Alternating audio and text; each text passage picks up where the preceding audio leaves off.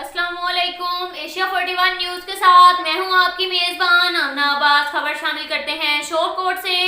हमारे bureau chief Rana Mohammad Shabir के मुताबिक मोटरवे इंटरचेंज शोरकोट के करीब ट्रक और कार में तसादुम, जिसके नतीजे में 5 अफराद जख्मी हो गए। हादसा की इत्ला मिलते ही रेस्क्यू 1122 की टीमें मौका पर पहुंच गईं।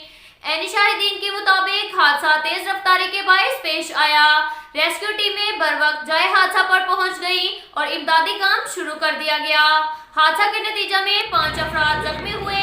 जख्मियों में आदिल वल्द इशफाक उम्र 30 साल, आफ्ताब वल्द तुफैल अहमद उम्र 35 साल, तालिब हुसैन वल्द इशफाक उम्र 12 साल, सनाउल्लाह वल्द हबीबुल्लाह उम्र 60 साल शामिल हैं। जख्मी होने वाले अफराद का ताल्लुक सियालकोट से है।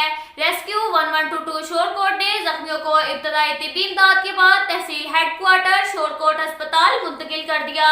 अब तक के लिए इतना ही काफी है। मिलते हैं अगले बुलेटिन में, हमारे साथ रहिएगा। अल्लाह।